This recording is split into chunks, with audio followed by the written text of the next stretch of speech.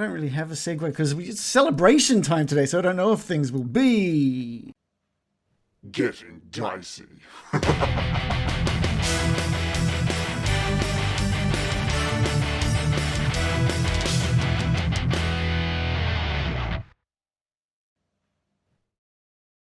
So what I meant by that whole hugging the pipe thing. No, the pipe is hugging. It looks like it's holding on to, like it's surrounded something that's just not there. So it's like when that cantrip was thrown into it, it entered that void, sort of reached from the pipe all the way to the roof of this church, just entered through that. He aimed at the little target, the little 3 chevrons, and as it went over that area, it disappeared. So it's almost, this thing is being carved to almost look like it's surrounding something, but there doesn't seem to be anything in it. Like an invisible tube. Yeah. Cylinder. It's almost like it's holding onto an invisible cylinder of some sort. But anyway, but it's just this one tiny tube. It's not tiny. It's pretty decent size. Cylinder. It's like a straw. It's about it's about 3 feet wide. That's pretty small in the context of a town, though, isn't it? So you can do magic everywhere except this tiny 3 foot. I mean, it's not as big as an enormous rock. I'm like, for sure. Are you saying this to Daria? All right, let's get some church. The Church of Aristal sounds going. Yeah, so let's deal with this. You've just shot this cantrip into it. It's been completely imploded in on itself when it entered this space above this pillar, this pipe. And Biko, you thought you saw something else a little strange in regards to when the magic sort of entered that space, but you're not really quite sure what it was. Guys, there's something funky happening with that. Yeah. It's like when they describe things that I don't understand. It's just like that. There's definitely something going on here, isn't there? I've not seen that happen before with me old magic, if I'm honest with you. It normally would make a big boom. Well, yeah, Lovejoy, is it possible you didn't have enough gas in it? Like, really just... Ugh. Well, I am fairly tired. I did take that knock to the old head noggin earlier, didn't I? So maybe that's got something. But it's not a me thing, is it? Is it? That's the whole point of why you asked me to throw the old cantrip in there, isn't it? You're welcome to give it another try. Aristal is all powerful. I doubt there's any magic you could throw at Aristal that he couldn't destroy. So it's destroying the magic, is it? Right. But jeez, that knock on the head must have been quite something.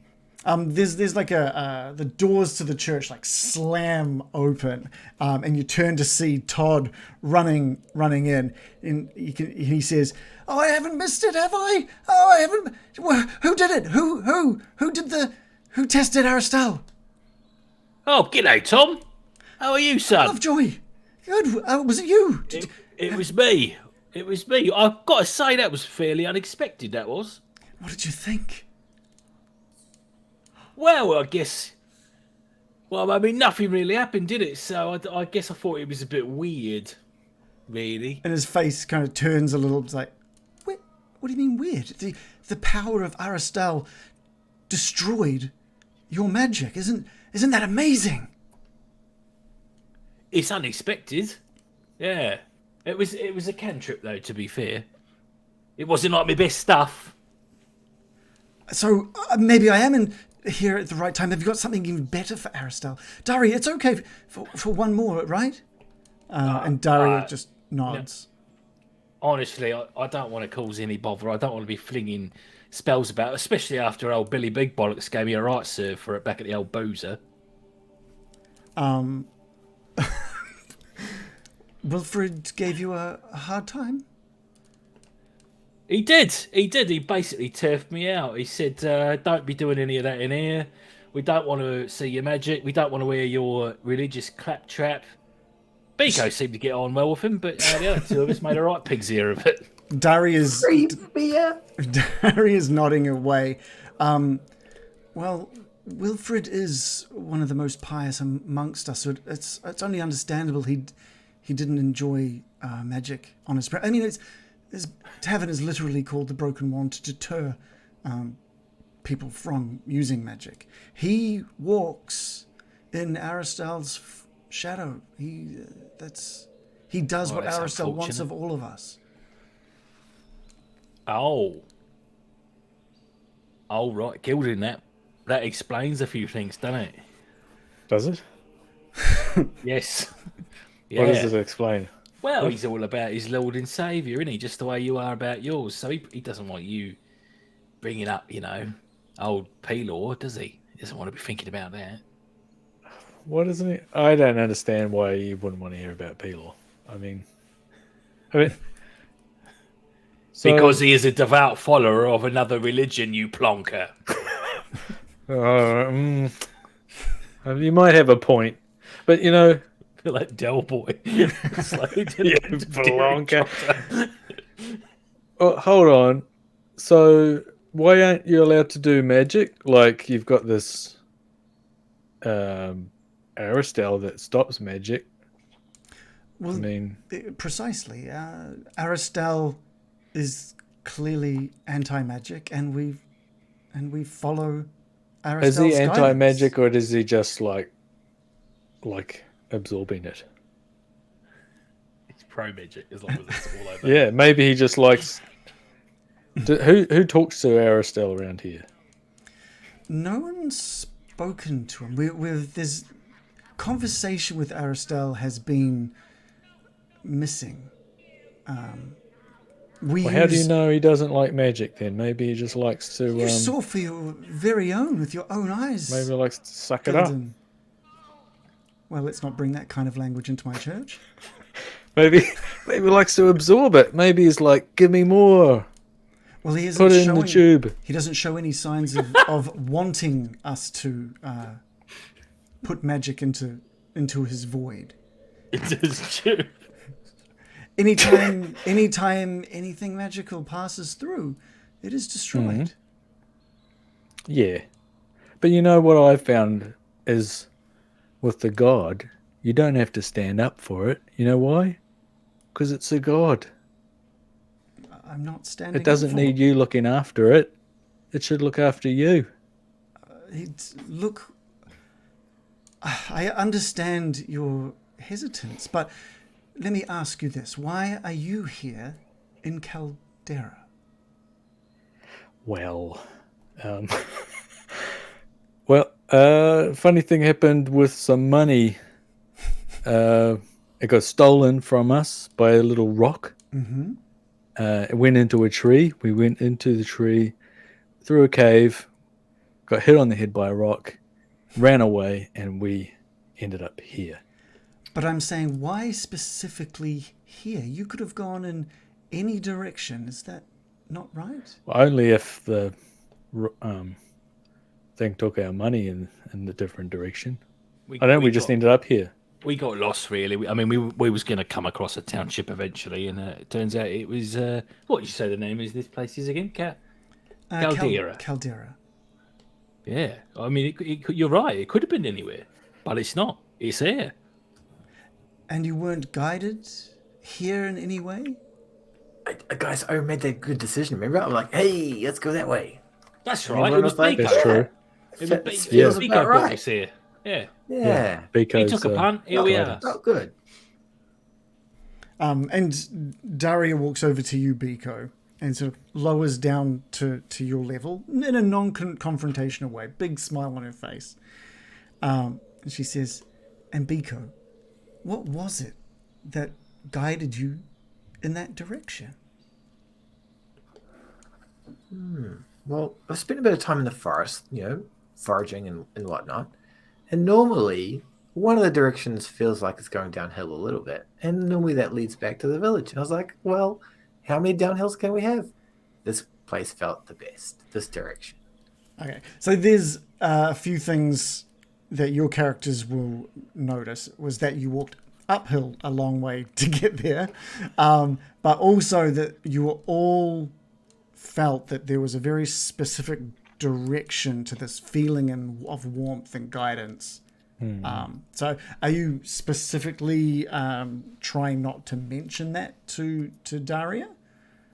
Biko would feel like it's easier to go in that direction. Like that's why he's describing it as walking downhill. Physically, we're going uphill, but like if you have any direction downhill's the easiest, and he's using that to convey his. Okay, cool. Yeah, that's the right way. So Daria says to Biko, "Biko, the only way into Kalderra is uphill." She's got you there. Feet wise, yeah, but heart wise. So you did feel Aristal's guidance? I haven't felt that before, so I wouldn't name it myself.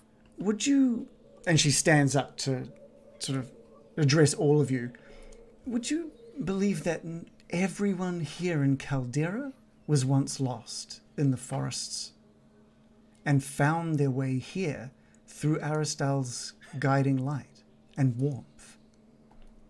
I once was lost. So amazing, Grace. It's no surprise that you're here in Kalderra if you were nearby. Well, no, because it was nearby. And she smiles. Hold on, is there you ever go travelling? We have some people who leave Kalderra for trade reasons, but So there's places nearby? as you'll find, you won't want to leave Kalderra. You'll feel that yearning to return the moment you step outside. It's like the Hotel California. You know that one, Reagan? I do know that one. Oh, okay. So it's quite a cozy place. Well, that feeling you that don't want to leave. That feeling that guided you here, now that she's brought it up, you're all suddenly aware that it is still there, but it's not so directional at this point. It kind of seems to be all around you. We're already here. Is that we've made it? Is it warm? It feels good. Friendly? It It feels does feel good to be here. It feels secure. It Yeah. feels safe. I feel like, Daria, if I can be honest with you, I've been looking for a place to call home for a while, a place to start my own business. And I just get this vibe about Kalderra that it could be a goer, you know. So I see what you're saying, and look, you're entitled to believe what you want to believe. But it certainly does feel like a lovely, lovely joint you've got here. And Gildan, please don't worry too much that you currently have a god that you call your own. I'm sure once you see and feel Aristal, you'll understand that you won't need any other god. Have you seen him? I see him when I close my eyes. The warmth What does he look like? the warmth and the guidance that sits in my chest constantly. It lets me know that he is around me at all times. Does Pelor grant you that? Well, he mostly just talks about light, candles, and other forms of light. What's Aristal's position on tithing? There's we don't need anything because of Kalderra. There we go. Yeah, I know. I'm starting There's to come around. Yeah. Well, there's definitely a gap in the market. So, I mean, it's good that we won't be competing in that way, you know? Todd's getting a little bit fidgety, and he's like, I was really hoping to see someone test. I haven't seen it in such a long time. We're only allowed to test Aristal when there are newcomers. Oh, okay. Oh, so I haven't lucky, missed out, isn't have it, son? I? I think you might have, champ. I'm a little bit knackered, unfortunately, Tom. So I don't want to be Todd. here chucking bloody I could give you Scorching Ray, I suppose. If I... Do Scorching I Ray. tell- I love that one. With the, Everybody loves with the- Scorching Ray. Oh, sorry, Yeah. I'm looking at Captain Morley. Sorry. All right. Sorry, Todd. I definitely don't have that. Everyone perked up at the mention of Scorching Ray. Todd's like clapping his hands. Scorching ray, scorching ray. Maybe Lovejoy, you could try it just a little bit closer, so you don't, run out of oomph on the travel to it. It's not the oomph, all right? I just think I was a wee bit distracted, like... Have you ever, had a nasty fall and then tried to do something Yes. and then you're not as good at it? Yeah. You know what I mean. Yeah. Every morning that backflip, I've never landed one yet. And how would you feel if after a crunching failure on the old backflip, I was saying to you, oh, do us a trick, do us another trick? That's one of those things that people tell me to stop with my mouth talking. Thanks, Lovejoy. No worries at all. All right, I'll tell you what I'll do. I'll chuck one more ray of frost in there, Todd. Just for you, though, son. Todd's eyes just go wide, and the smile on his face Is it because he got the name right for the first time? yeah. Oh, so I haven't missed anything. Oh, this is so exciting.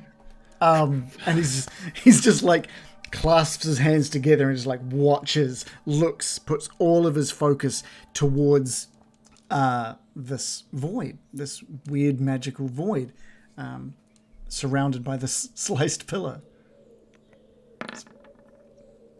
Oh, probably failed fire at that level, didn't it? That's a 5+5. No, that's fine. It's not exactly got a moving thing. A stationary block doesn't really have a very high AC. So you managed to cast another ray of frost. Do you want to describe that as well? Sure, yeah. Lovejoy kind of throws out his wrist with a pained expression and as a grunt of exertion as this kind of icy blue light kind of emanates out of his palm and then shoots off towards Aristal's gaping maw. And just like last time, it passes through above that sliced pipe. And when it hits about halfway in between the front and the back, it just implodes and into nothingness. And Todd is ecstatic. He can't sit still, and he's running little circles around the church. He's like, oh my god, it's always so awesome. Well, you should see it when it hits. Can I get just a perception roll from the three of you? Okay. Biko, give me with advantage, please.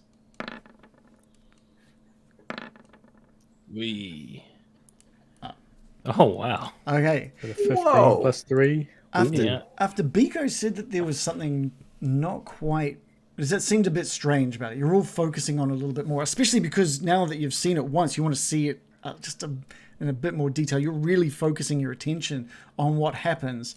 Biko, for you, it's plain as day. When that ray of frost entered at that sort of edge of that pipe, you saw the ray of frost drop by about an inch before continuing its path, and then very shortly after imploding in on itself. It was like it happened so fast, but you knew something was off and you were looking for it. The other two, you saw something. There was something there. But again, it was just too fast to really pick up on it. Bit of a flicker. Biko's going to walk over to Lovejoy. Lovejoy! Wait, down. Right. I have gone up a while, haven't I? Oof. I saw it disappear, Biko, yeah. It's good, right? well weird. Yeah, it's strange. Strange, isn't it? Can I pick up a stick or something and Yeah. can I try and poke it in the tube? There's not many sticks lying around in the church, but if you've got something on you... Yeah, probably a twig stuck to me. Okay, sure. Yep, there's a twig. It's just from all of that journeying through the forest. That Yeah, one time I mean, you're I've been going through a lot yeah, of crap. there's I like a went through a tree. yes, it's in your hair. You like pull this little bit of Well, little stick. Oh, yeah. Oh, You pull it out of his arm or something. yeah. A little stick, and I'm going to poke it into the gap, the void. Daria's really interested in what you're doing. She's it works a lot better with magical items if you've got any. And But you what about a stick? yeah, you push just that stick over the edge of that pipe, and you can see plain as day that it just spatially drops about a half an inch down as you move it in and out of the void. There's your problem. Daria is a little confused. Actually, she says, "I've never noticed that. Actually, that's Yeah. odd." It's just dropping an inch. That's what your problem is. And she reaches out and puts her hand into the void as well, and it too just drops about half an inch. And she pulls it back out. She's When Daria pulls her hands out, Beaker's going to go check her hand medicinally. yeah. Oh, you're okay. That's the.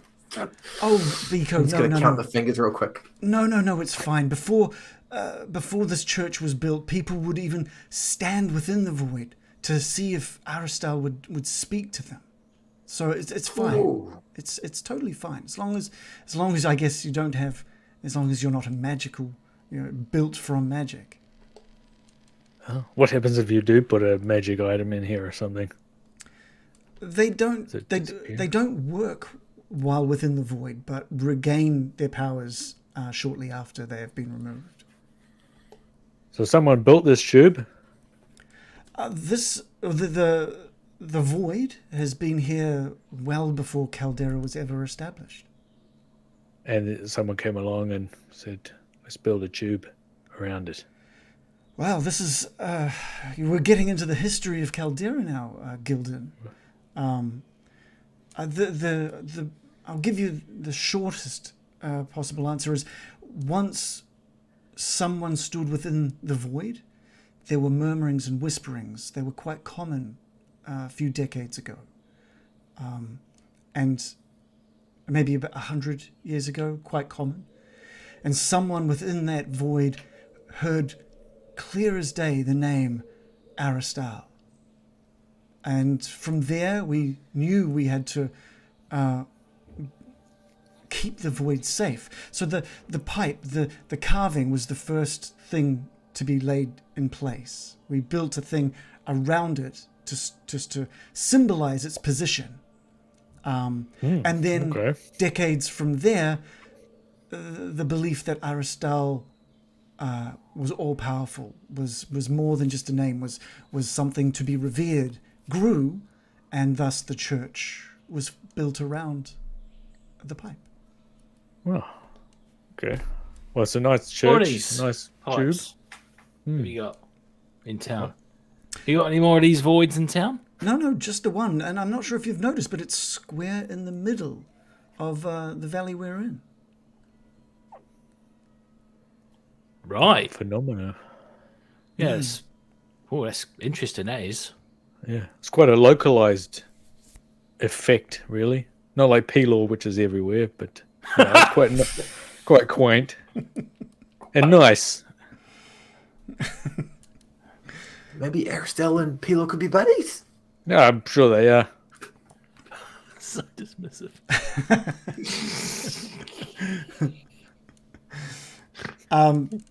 Todd, by the way, he's still sort of buzzing from seeing that take place. He's like, oh, of course. Edric has decided since it is getting late, and it is getting a little late. You arrived at Kalderra sort of the late afternoon, and by this point the sun is already below the horizon. Edric has decided to postpone the celebrations until midday tomorrow, just so all the youngins of Kalderra can join in as well. It is going to be amazing. It's going to be amazing. Again, we don't. This isn't something that happens very often. Anytime someone new comes, we do the Aristal celebrations. We bring you into the village. It hasn't happened for so long. Well, don't give all away there, Tom. I'll save some for tomorrow. Todd, yeah. I don't want it to be all laid bare for me now. So give us something to look forward to, innit? Oh, my lips are sealed. He's clearly excited. But yeah, so it is getting on. It's after 6 now. It is getting. Where will dark. we pitch up, lads? Was there room at the inn? Yes, there are a couple of rooms at the Broken One. They're not used very often, but I'm sure Wilfred can clean them out for you. Clean them out? Well, they're often used. Tables. They're often used for storage, since we don't get a lot of people here. But they are there for when they're needed. Right. How many rooms has he got? Because I'm not sharing with these two. What? Why don't you want to share with me? Well, we just have our own rooms, won't we, lads? Be nice. After being on the merchant trail all this time, I would love a bit of my own space. Really? That's rude. Is it? If the place has got hallways, there's like a little room. I'll have the hallway. Oh yeah. Oh yeah.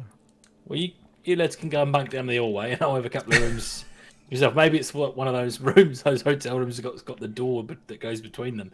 I can open up the door and have 2 rooms, and you guys can camp in the hallway. Just probably full of antiques. Well, exactly.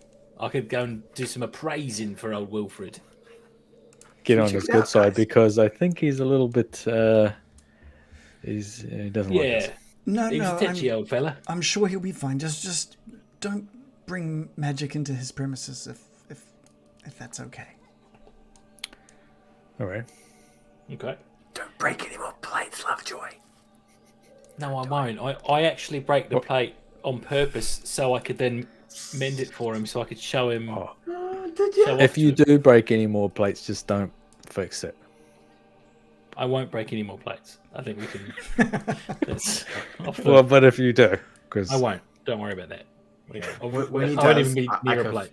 I can tape it up. Maybe. I won't break it. Yeah. You don't need to even. We'll have fix a it. contingency. You don't need to have a Yeah. contingency plan for the plate because there won't be any breaking. Do you need me to Okay. bring All right. some plates? No. Yeah, if we Yeah. break any more, we'll No, just we replace them won't. with. Like genuinely, like, as a perk out of the game, I'm getting annoyed about the plates now.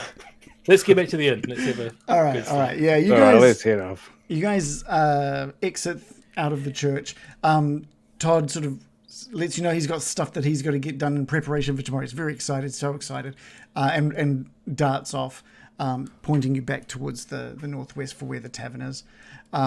But that was What do each of your characters think about what they've experienced in that church?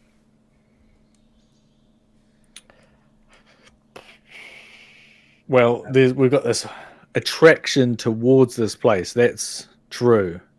Can't deny that. So we have been pulled here by this thing. But as far as the magic disappearing, I think it's interesting, but I'm not as impressed as everyone else in this town. Fair enough. How about Biko? What does Biko think of what he sort of saw in the church? Biko hasn't seen much of the world, so he's happy to see all the things and learn the stuffs. Oh yeah. And he's looking forward to the celebration tomorrow. He's like, yeah. if this is just normal, celebration's gonna be even better. So he's just thinking in his mind what the celebration is, and if it's gonna involve like throwing food down that pipe and like making a fire and throwing it into the pipe and like running up and like kicking the pipe, and he's just trying to think of different moves he should prepare for. You should jump on the pipe. I've seen that Yeah. do very well in the world of Mario. Right. Yeah. So World of Biko's Mario. looking forward to things. What about Lovejoy? I think Lovejoy's struggling to make sense of it all, really. So he got quite roughed up and he's still not 100% better. And you know when you're a bit out of sorts, you sort of kind of write a lot of stuff down to being out of sorts. So I think he's kind of thinking, oh, geez, this is, must be the whack on my head that's making me feel a certain way or something like that. But very curious about the no magic zone. I think he finds that very plausible. It could be a thing in the world, but doesn't necessarily connect it to a deeper spirituality or anything yet, but is intrigued and is genuinely thinking, oh, I wonder if I could start my own antiquery, my boutique antiquery here. Yeah, perfect.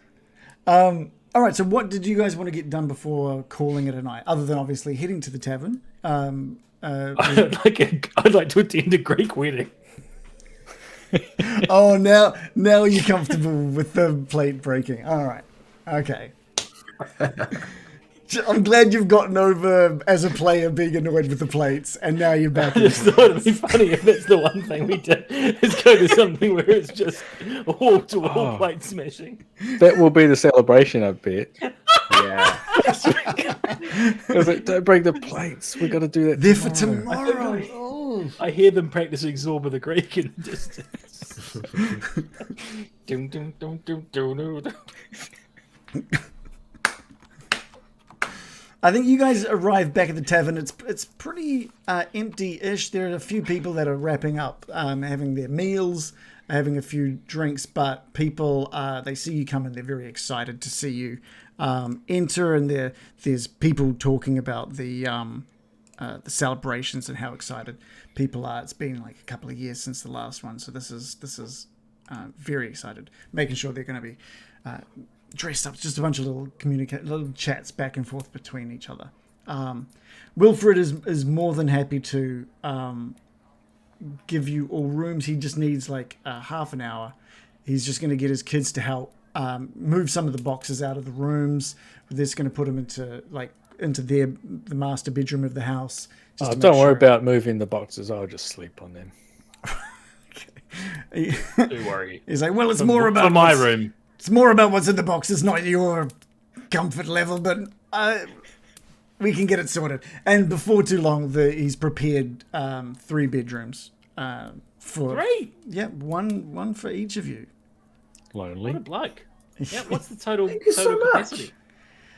What's the total? There's like master bedroom and a couple of kids' bedrooms, and then 2 guest bedrooms. But he's got the 2 kids in the 1 bedroom for tonight, to make way for you guys to have. Oh, it's not like sleeping in a kid's room, is it? Where there's like posters of Cristiano Ronaldo on the wall and skateboards hanging up and Pokemon soft toys. It's pretty much exact, and the bed's just a little too short. So maybe that's where Biko's in that room, I think. Yeah, Biko's going to actually walk for that one first, because he's like, oh yeah, I had a bedroom once. It was just like this. Nice. And you all make yourselves comfortable in the bedrooms. Is there anything you want to do before calling it a night, or are we happy to have a long rest? I need a nap. I might hit up Biko for a mushroom drink to heal overnight. So it's a bit of a mushroom nightcap. Oh, so glad you asked, Lovejoy. I've got a funsy mushroom that was a little bit close to my body, so it's a little bit warm throughout the day, and it's made it smell pretty good. So he's just going to work with his little herbalism kit there for a minute and add a bit of water and pass this pretty gross smelling mushroom. Give me a medicine roll, please, Biko. Oh no. Yeah, sure. Lovejoy dies. Biko rolls the 14 plus 3 for a total of 17. Okay, yeah, like it's the kind of nightcap that will just send you to like you can. It's not alcoholic, but it has that same kind of carver. calming. Yeah, it's like a carver that he's put Sleeping together. pill. Yeah. And it's only like a couple of minutes that later that you're feeling the effects already. You're feeling pretty good, pretty ready to call it a night. Cool. Thanks, Biko, me old mate.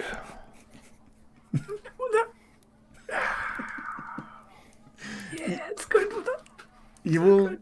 you will get comfortable in the bedrooms, lay down in the beds, and close your eyes. And before falling asleep, all three of you are very aware of that warm feeling.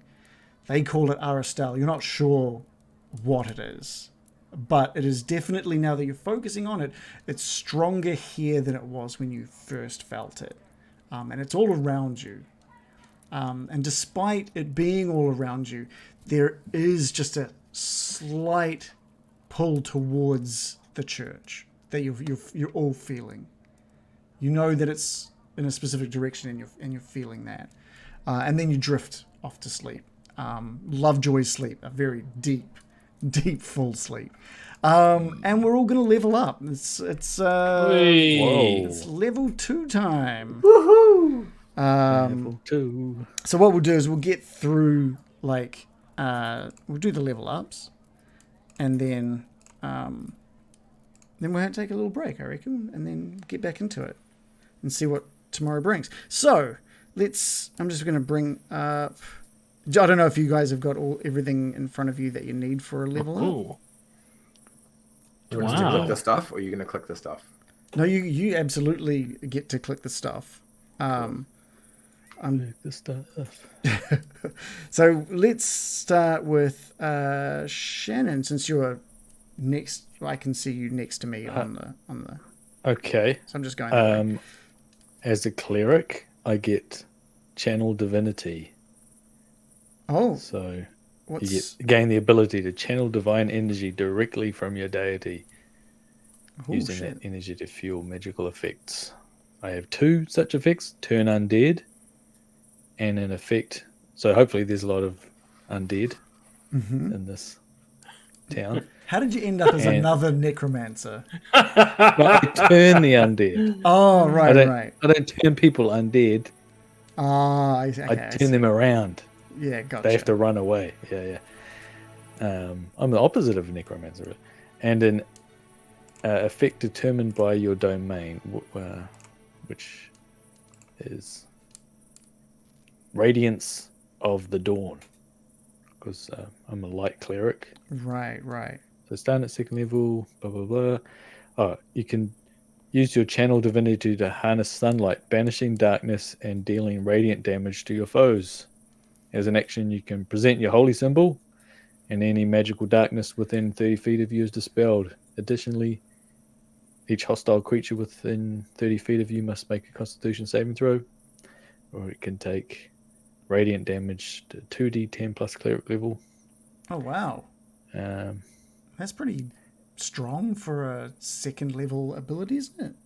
2d10 just to any enemy. Yes.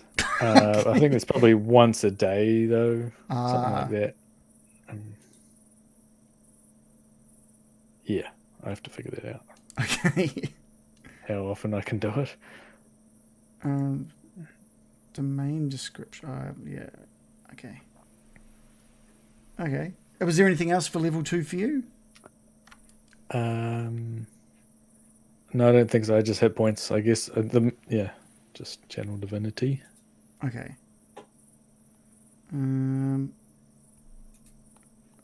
Okay, cool. Who we got next? Lovejoy. I'm afraid you're going to say me. Do you not want to go now? I'm just researching a little just to make sure I'm not missing anything. Okay, all right. We'll go over to Biko then.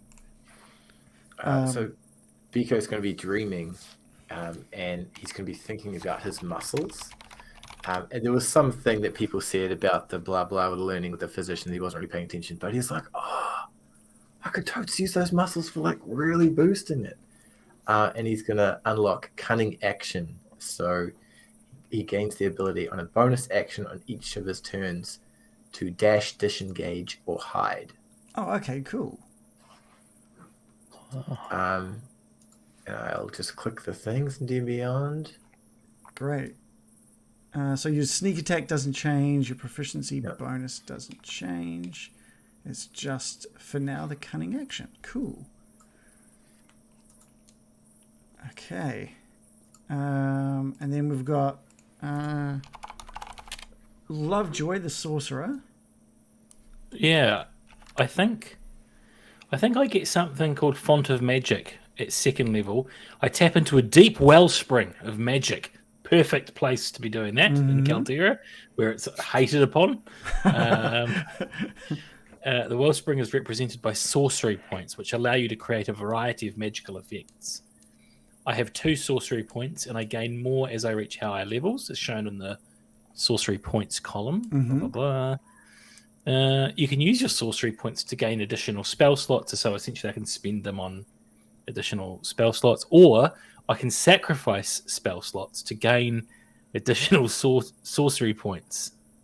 There are other ways to use your sorcery points as you reach higher levels. So at the moment, it would be stupid to sell a spell slot for sorcery points, which I can only use to buy more spell slots. Oh, is that literally the only thing you can do with that at the moment? I think so. Yeah, I get some other stuff later on down the track. Okay. And I think my HP has, thank Christ, it's increased marginally. Yeah, so you'll all get an increase in your. I've gone up by 2. Did you roll for it? Did you? No, it's just automatic. Oh, that was okay. Cool. And Lovejoy gets an extra first level spell slot, and also knows 1 more spell as well. So don't forget to add those. Add another known spell to your list. Again, can't wait to bust out all these spells that are forbidden in the central setting of the campaign. Well, I got a new spell slot too. Okay, but no new level, just first level. Ah, right. Let's just take a quick look there. If there's anything else that we need to look at, but I think that might be it. Does everything make sense in D&D Beyond for you to be able to do that all and get your HP boost and go up to level 2 and? Question: does this count as a long rest? Do we click that button? This does count as a long rest as well. Ooh. So yeah, Channel Divinity is once per long rest. Well, it says 1 per rest. Is it?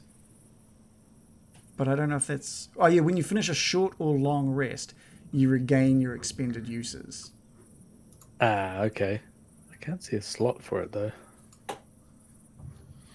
Oh really? Like on your character sheet? Yeah, like if I do it, does it? I'll just try it now. Okay.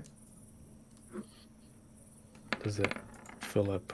Damn, that is a seriously powerful spell. But I suppose if it's only once per rest, makes sense. That will be 19 radiant damage. Yeah. That's a pretty good roll. Yeah, that's huge.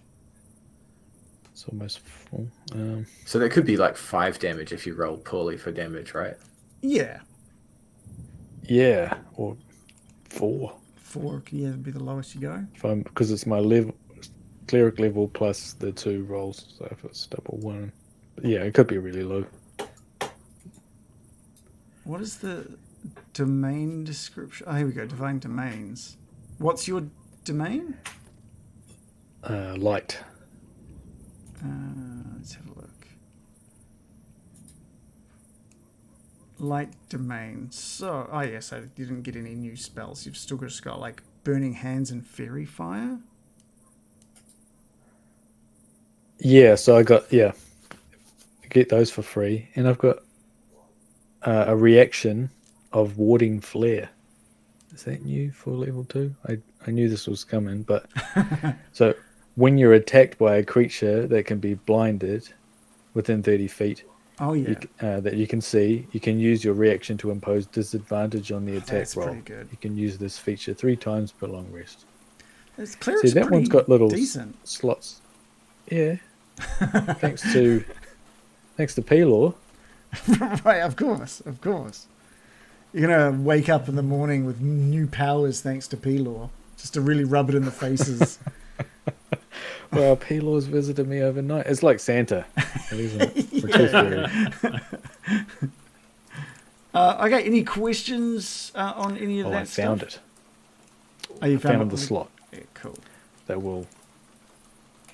It's like a spell slot, but it's under features and traits. Okay, cool. Any questions about the level ups, or are we good to take a break? All good. It's weird that I only get 2 HP. Is that normal? How much did everyone else get? Bonus. Biko's gone up quite a bit. He's got +2 Constitution, and he's a Hildorf, which means his max HP is now 19. Damn, that's a huge boost. Yeah, I've gone from 7 to 12. Oh, maybe I fucked it up because I've got Constitution +2 as well. So I've gone from 10 to 12. So, or maybe did I go from 8 to 12 and I had it wrong the first time? Maybe. But yeah, So it'll be 4. So that's all good. Okay. I'll figure it out. Okay. I know there were some issues with health, hit points. I think it was when we first put the characters together, right? Yes. So I'm not sure how. I'm just having a quick look at kind of what a cleric should have. Cleric HP per level. 1d8 per cleric level, yeah. Plus your Constitution modifier. And then should be 2. 1d8 or 5. Oh, so you can take just 5. I thought or I'd chosen 1d8. to just go 5, yeah. But maybe Plus your I've got it in the wrong Constitution modifier. So I wonder what you had rolled earlier. Or what you... I don't know, I feel I think I started at 10. So I should get, like... It hasn't rolled, it's just added the 2. Yeah. Did you have 8? No. Do I have 8? Even if you had 8, that was not enough, right? Because you should have had 8. You should have had 10. I should have 10, yeah, and so I should have 15, 17. Yeah, it should be much higher than you currently are. Well, over the break, I'll go back into the... Yeah, because that'd be a rip-off if I just yeah. Yeah, I wonder how it's got that. +4 from Constitution, rolled HP. I don't know. Potential values, 17. I'm going into the... Average of 16, possible of 20. So it should be at least 16 or 17. Okay. Yeah, just go 17. All right, well, let's have a break. Cool.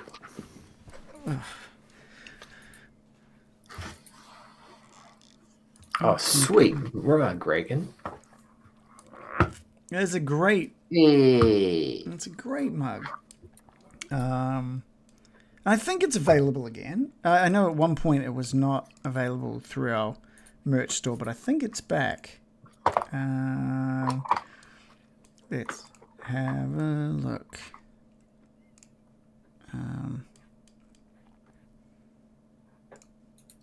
Where are we? Terrible. Where is it? Oh, maybe it's not available anymore.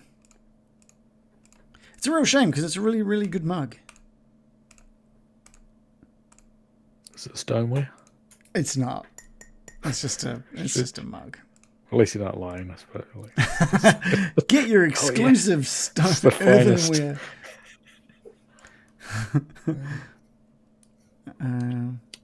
All right, cool. I'll be right back. Oh, good. How's how you doing there, Reese? Good, man. I've sponsored myself to buy some crispy M&Ms. Oh, because I fantastic! can eat them without my beard eating me. Just like that. Yeah, nice. What's in your mug tonight, dude? Liquid? Just some of the sweet H2O. Keeping it organic, keeping it prehistoric, getting the juice of the universe. Did you add a couple of tablespoons of sugar in there to sweeten it? No, just plain, mate. Filtered water. Oh, yeah. Yeah. Because in a normal can of drink, there's 17 teaspoons, right? So you can easily put 2 heaped Could we get a into couple any in glass there? of normal water. I normally have sugar-free soft drinks, actually. So And then add the sugar. then you add it in. Yeah. Then you just add that 17 teaspoons right back in. Yeah. Yeah. Because if you can do it quickly enough, you can have a little crunch when you drink. Good. Yeah. So don't even stir it up properly. No, don't do anything properly. Let it build up on your teeth and gums. Just before you go to sleep. It's really good. No, there's no caffeine. Someone in the chat asked if there's caffeine. There's no caffeine in here. It's just water. Staying healthy. Nice, man. Yeah. Although, what's not healthy is in about an hour's time, I will have ice cream and a Feijoa and apple crumble. So just go to bed on a good, Yum. healthy meal. It sounds great. It does. Tell me more about Sounds the so delicious. Fahoya crumble. Well, the feijoa, they well, they're fruit. Cut them up and then put them in. So it's gonna be good. A friend of mine has like 2 Feijoa trees that have just gone mental with Feijoas. So Nice. yeah, went and picked up a whole bunch. Why not? And why not? So have you yet to build it, or you've built it already and you just have to chomp it? It is partly built, and Joe's gonna finish off the rest of it in probably like half an hour, I think. So yeah, so it should be like straight out of the oven as well. Nice. Got some salted caramel ice cream to go with it. Ah. Are you going to take it from the oven and then just put it into the microwave to get even hotter? Just to go get it as hot as I can. Like certain fruit do that, eh? They're like, no. The rest of it's hot, but I'm super hot. That's what fruit does. True. Yeah. Take the skin off the top of your mouth, the roof of your mouth. That's how you know it's Fruit like, vengeance, it's called. yeah. Yeah. It's So like Reagan, pizza. Sorry? did I see you saying in the chat last week that you built Todd for me to like him? No. I was. Todd's just. Sounds like a challenge. Todd is just Todd. He's an excitable, Right. like young man, young adult who's Excitable Todd. hasn't seen many people. No. I Okay. I don't. Yeah, that makes a lot more sense. Because you hate him. I don't hate him. He's just acting like a bit of a, I don't know, twat. I think you'd say that. Okay, that's fair. That is fair. He's just very excited. I mean, he doesn't get to see many people, many new I people. hate excitement. I hate seeing people joyous about things. Ugh. God. All right. Just delete some other NPCs from the, from here. So these celebrations should be good. Yeah. Oh gosh, you're gonna love it. I hope it's pretty morose, is it? What I'm going for. I've got like a massive document. Well, massive. I use words like massive and enormous, but you'd look at the document and go, "Well, that's not really that big of a document." But I've got a document in How front many of me. pages? A piece of paper. Well, it's not pages because it's just a scrollable thing. So yeah, it's probably Double spaced, big font. yeah. War and Peace. That's how you do it in That's school. a big document. I don't know if that's a document. But, Absolutely, it is. okay. What is? War and Peace. The novel War and Peace. Oh. Yeah, that's a big document. That's what you're up against, Reagan. Yep. Fucking stuff.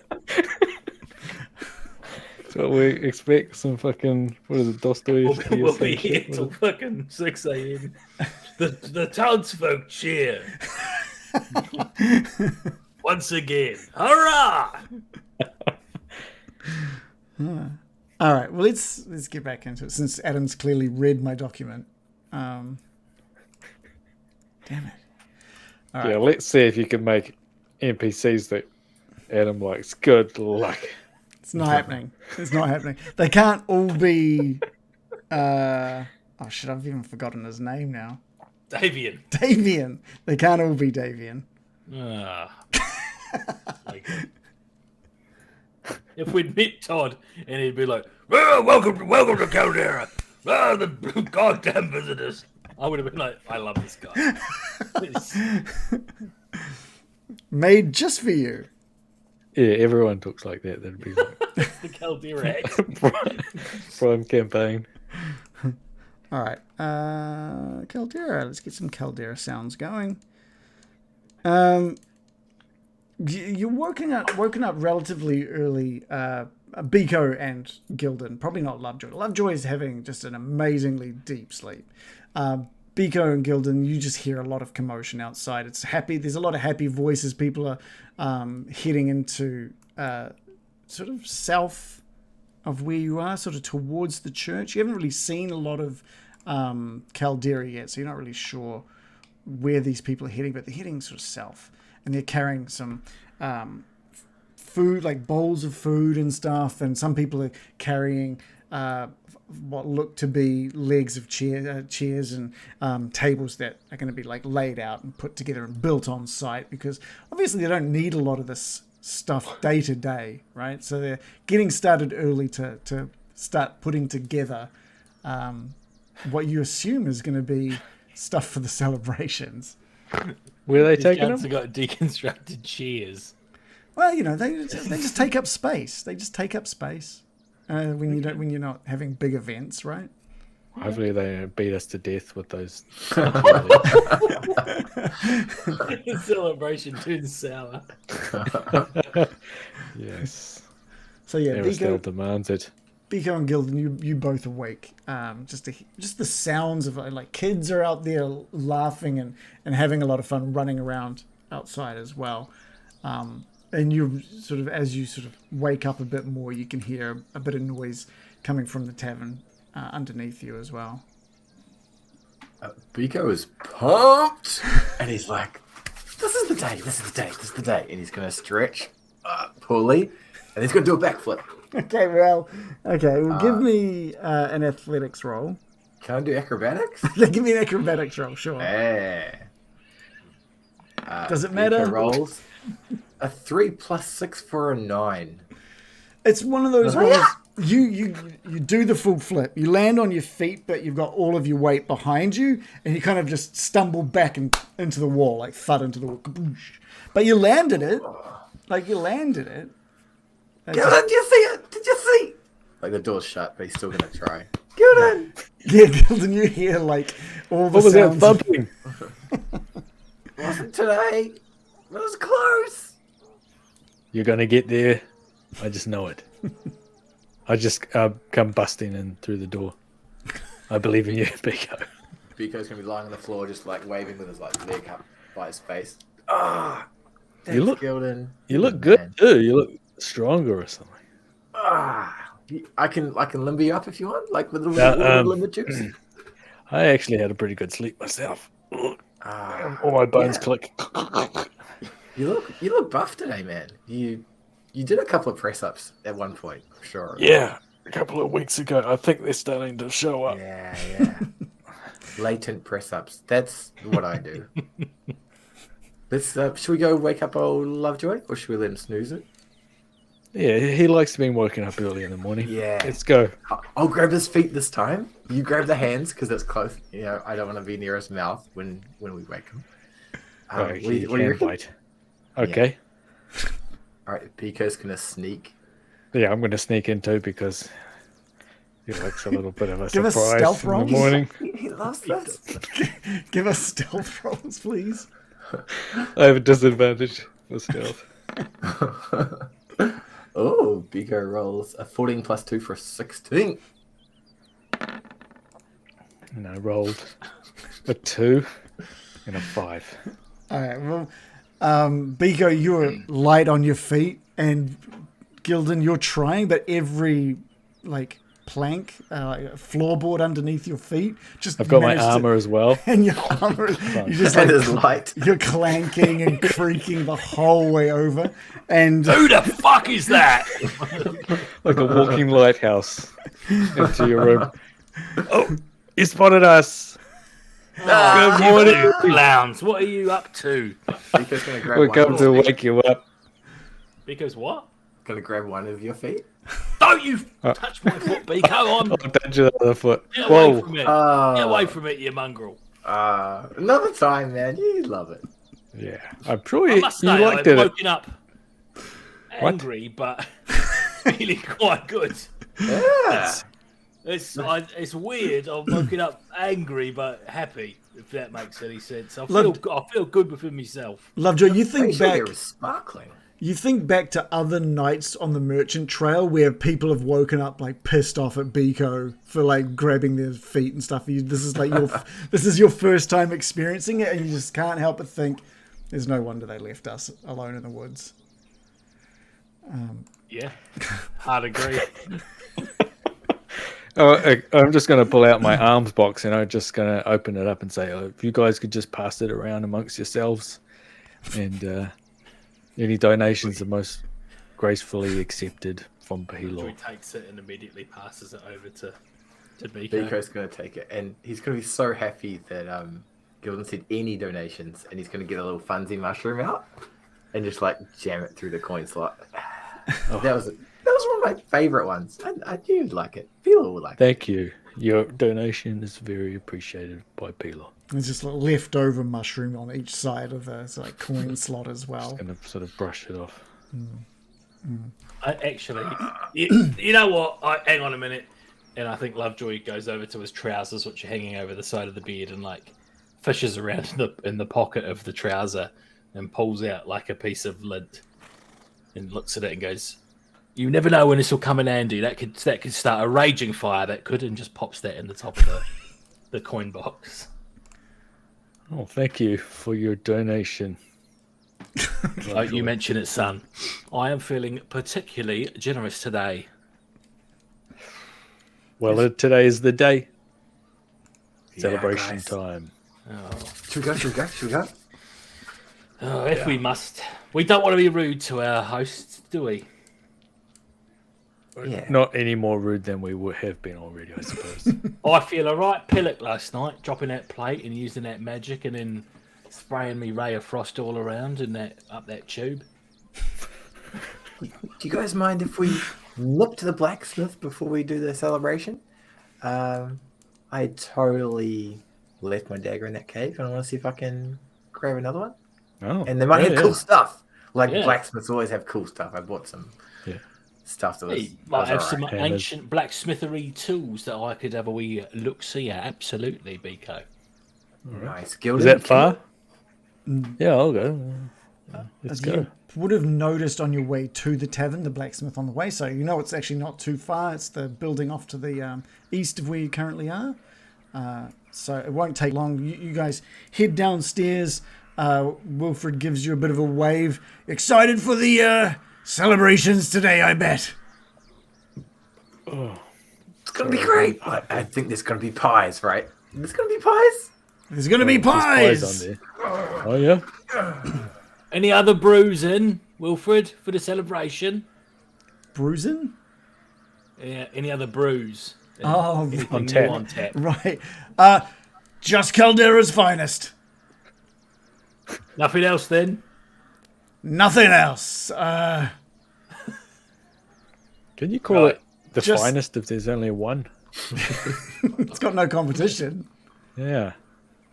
It has to be the finest. also- Clearly the It's finest. also Kalderra's worst. Okay, let's go. It's a short trip over to the blacksmith. The blacksmith has, it's almost like two separate buildings. It looks like a house attached to the sort of smithy area, but it also looks like just in that front area is a store of some sort as well. You can look through the doors and see that there's like a general store and blacksmith kind of joined together. There's no one at the blacksmithing area at the moment when you approach. Biko's going to call out, Barris! Blacksmith man! Okay. Okay. And you can just hear 1 minute. And you can hear some things moving about in sort of the store area of the building. And you look in and he takes off this store kind of apron and hooks it up on this hook. He grabs his blacksmith apron and puts it on and comes walking out. And Barris is quite a tall built... Barris, yeah. Is quite a tall guy.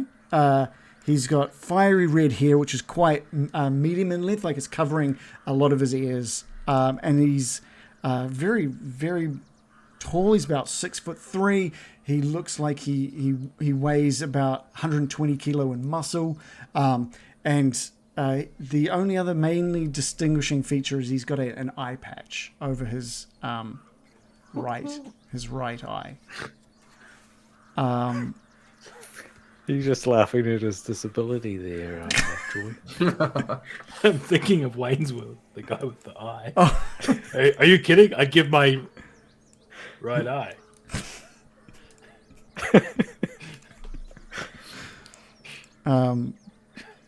Barris walks out into the sort of the smithing area. Says, "Oh, it's you lot. What might I do for you?" Hi, I'm Biko, Lovejoy, Gildan. We're gonna buy some cool stuff, hopefully, and maybe you can blacksmith the things with the hammers and this. That would be so good, man. He's overwhelmed with, whoa, slow down there. So you're Biko. Biko, right here. And the others? Lovejoy, pleased to meet you, Barris. And he puts his hand out to shake. This enormous hand just wraps around yours. And shakes it. Look. It's strong, but it's gentle enough. He's not trying to hurt you. He's not trying to show any strength. He doesn't seem to feel the need to do that. But it is a strong hand. And you. Oh, good morning, Gildan Glowbone, Pelor's representative in this area. I just reach out and shake his hand. And he shakes yours as well. Gildan, when he takes his hand away, you'll find there's a brochure in it. He's like, Pelor. What do we have here? And he opens it up and just. Oh, okay. Just if you have any questions later on, just I can answer anything. Some really good stuff in that if you read that. Right. Okay. If I have any questions, I'm sure I'll ask there. Thanks, Gildan. And he runs his hand through like the side of his hair and reveals like one of his ears is quite pointed. It looks to be like an elven ear. And then he puts his hands on his hips and he says, "So what is it you guys need on the morning of Aristal's festival?" Well, if you don't mind, I kind of lost another dagger. You know, me losing all the daggers, but have you got some I can buy from you with my money? Like, we can make a trade. Like, I'll give you the money, you give me the dagger, and it could be a thing. Oh, yeah, I'm sure I've got something lying around here. Just 1 minute. And this is when you sort of see what is behind the smithing area. You can see that he's been working on a few bits and pieces. As Todd had mentioned, a lot of it is just not used. There's not a lot of conflict here in Kalderra, so it all looks pristine. Let's have a quick look. I've got a list of stuff that he has. Let me send that link to you guys if you want to see it, or I can sort of give you... there you go, just in the chat there. So this is like a huge list of stuff that I found. We are looking in the limited stock column. So he's got a few bits and pieces. What he does have is he comes back with a dagger. And he's sort of balancing it on one of his fingers. He's like, "You're not going to see craftsmanship like that just anywhere. This is a Barris special." And he sort of flicks it up and catches it by the handle and like throws it down into a block of wood in front of him. Normally I'd sell that for about 2 gold pieces, but I don't, honestly, I don't get much sales through this part of my store. Pika's going to reach over and grab it and be like, "Oh, yes, just like the one that I had, but it's better and it's different. Did you say 2 gold?" And Pika's going to reach into his pouch and drop 2 gold over to the Paris. Oh, okay, yeah, thanks, thank you. And he grabs the 2 gold, puts it into his, he's got a little like bum bag on the front of his, on the side of his Nice. box. He unzips it and puts it in. See? Okay. Beverly Hills 90210 bum bag. Yeah, yeah. Neon green. Oh, one more thing. Do you sharpen with the old slicey choppity yum yum on the middles? Can you do that? I'm hoping you can sharpen my mushroom filleting knife in this sweet dagger you got me. Is that a thing? Yeah, can you do it? Do you mind? Oh yeah, Okay. if you leave them with me, I'm sure I can sharpen them up by midday. Thank you. And Biko puts both his daggers onto the bench. Guys, do you want to purchase all your? This is the guy. He's the blacksmith guy. Well, let me ask you this, my old mucker. Do you have anything lying around that you think might be worth a bob or two, but you've got no use for it anymore? Maybe. Let me take a look. Are you talking like old tools or what are you? Yeah, that's exactly what I'm talking about. Old tools, collectibles, knickknacks, bric-a-brac, that sort of thing. Right. Well, I've got these, and he reaches under this, opens up this small drawer and pulls out these well-worn tools. He says, "I've had these for a long time, but it was about time I stepped up my game and created some of my own. Something newer, something that could withstand some of the stuff that I do here." And he pulls these very old, worn tools out and places them down in front of you. And if I may be so bold, where did you get these tools? I believe Waterdeep, maybe 5-10 years back. Right, yeah. 10 years old. That's what a legacy. that It is old, isn't it? It's older than those kids. Yeah, oh, goodness me.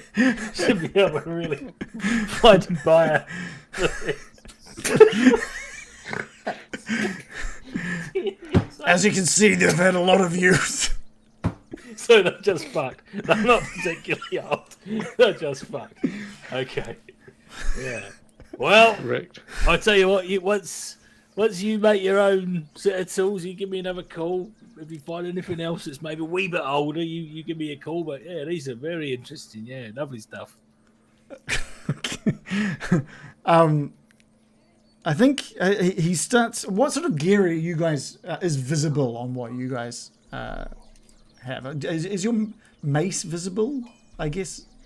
Yeah, it's easy to grab on my belt. I've got a backpack on, a candle on top of my head, chainmail. Right. Lovejoy, what sort of equipment do you have? Got a scimitar. So he'd see my scimitar. You'd probably see my pocket watch, Oh yeah. which is reasonably decorative. And I think he'd probably see my quarterstaff, but it's not metal as such. That's kind of wood with maybe some metal banding on it. Oh, also, I'm wearing a gold bracelet. Oh yeah. Some other gold crap all over me that I got out of the, like a locket that is being valued. A handkerchief in your front pocket. Mm-hmm. Look a bit fancy there. Yeah. And what sort of gear? So you've got your daggers. Obviously, he knows you've handed over your daggers and some, little filleting knife. Is there anything else that you've got on you? So Biko's got a short bow and a backpack of stuff and his leather armor and garb. Okay, cool. He's eyeing up just you three. He says, it's not very often we get people around here, especially new people. And you look like you look well equipped. Thank you. Oh, race up competition! Yes, I love it. What competition? With the push in the ground and you do it real quick like that. Come on. That's what you mean, right? Well equipped with the I wanted the guns. Look, you're not far off. Biko, you're not far off. I wanted to show you all something. I'm quite proud of this. I don't have many people I can show this off to. And he walks into this back door behind the smithing shed, and he comes back with this enormous battle axe. Like, it is enormous. It's not quite finished. It doesn't look like it's had all the adornments attached to it. It doesn't look like it's been polished up. It doesn't look quite as sharp as it could be. He says, I've been working on this for quite some time, but I've never really gotten around to finishing it off. But also, I don't know who would use it should I finish it. And he places it. It's not placing is the wrong word. He drops it down onto the counter in front of him, and it's just heavy, just down onto the counter. And he looks at you, Biko, and says, "Go on, try and pick it up." It's a challenge. Yeah. Biko's gonna rub his hands and like spit in both of them, rub it through his hair, limber up, and then he's gonna bend down and with all his strength just lift. Okay, give me a strength roll. Whee! Is that the right one? No, that's strength. Whoa! Strength save? Save. Give me that one. Nah. Or the other button. Unlucky boy. It's Roll different. right, another button. Oh, it's the same. It's the same. It's the same roll. I think it's just the D20 plus 2. It's just a +2, yeah. Oh, Yeah, so we can take that first roll. That's no problem. Biko, this thing like looks heavy when you step up to it, right? It just looks so heavy. And Barris has his arms crossed with a bit of a smug look on his face. You saw how much effort it required for him to carry it, and he's got his arms crossed looking down at you. And you plant your feet and you grab it like right underneath the head of the axe and right at the base of the handle, and just with all your might, you just push down and lift it up, and you manage to get it up off the counter. And Barris is suitably impressed. And he says, "You may have just given me reason to finish that thing off." Yes. Add those Sharpie bits to it. Oh, it'll be great. Looking forward to it. Barris, this is serious, man. You could like imagine if you got like a really bad frog and you went, bah! It would just be paste. But don't do that to frogs. It's mean. But maybe wood or bad guys. If you got to name a weapon like that, you could call it the Toad Paster. Yes, Gildan. Gildan is good at thinking.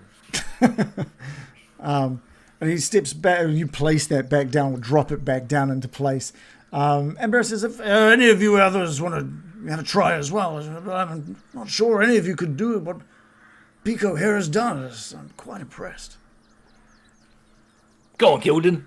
You're a tank man. What? You can Well, lift me? up, no worries. You're a muscle-bound individual Well, not really. I'm just large.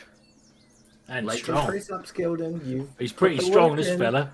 Oh, yeah, I did feel... I think some muscles are appearing on the surface. They're slowly bubbling up after That's how it works Worked as out, well, yeah.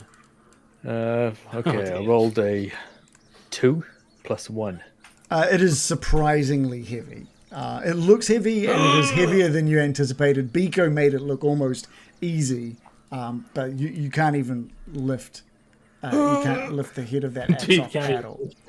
You can't even lift. Do you even lift? No, I don't. Well, I'm just gonna. My back. Oh shit! Oh no! Listen to that Nico, click. get in there. He's No, big no. Hold on. I'm just gonna back away from the bench. Oh, I think I will try again another time. Barris has a hearty chuckle. Now that's what I was expecting from the little one. He just sort of is enjoying every moment of that.